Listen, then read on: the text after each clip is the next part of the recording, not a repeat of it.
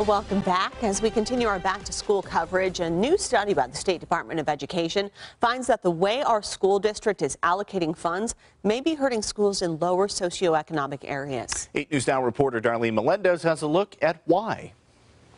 In this 100-page report, the State Department of Education examined CCSD's current budget distribution, and the conclusion is that not all students in our valley are getting the resources that they need and deserve. Here's the middle schools. For the past 10 years, David Tatlock has taught in Valley schools. Before our interview, he combed through a recent study by the State Department of Education on CCSD's budget. That's almost 8 to 10 times the amount per student. The report comes after the 2015 session. Assembly Bill 469 required the department to look at the reorganization of the district, specifically CCSD's distribution of funds. It explains the current budgeting process. The average teacher's salary across the district determines how much each individual school gets for its staff budget. The report explains the current practice is inequitable. So you have a group of teachers who earn less than average. You don't get to keep the difference.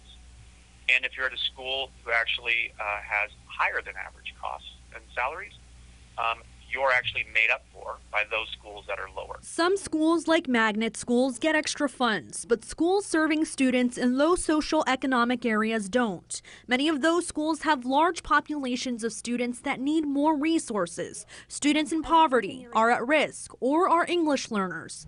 Tatlock would know he's taught both. It ends up shorting the students that probably need the most funding. There's a lot more heartbreaking issues that you come across. Superintendent Jesus Jara has overseen the school district a little more than a month. He says the issue isn't specific to CCSD, it's nationwide. The exciting piece is that it's documented, and now how do we partner with our teachers union and the legislature to address a problem that is across the country. Ruben Murillo is the president of NSEA, one of 2 teachers unions in the Valley. For him, the solution isn't simple. A lot of people are proposing that depending on how many students you have, depending on if they're free and reduced lunch, weighted funding formulas, that the money should follow those students to those schools. And while that's a great idea and we should take a look at that, it should not be at the expense of other schools. What Murillo described is a per-pupil budgeting model, and it is what the Department of Education recommends. We know we can do better as a state, and we know we can move towards a more equitable funding system within Clark. The report acknowledges that the switch would be disruptive to some schools, but would result in greater equity overall. This CCSD teacher agrees. Students that have more things to overcome to achieve, it's natural and logical to think we've got to give them a little more help and give those staffs a little more help. And as part of the study, the State Department of Education is requiring CCSD to create a funding equity working group that's supposed to implement that per pupil funding model.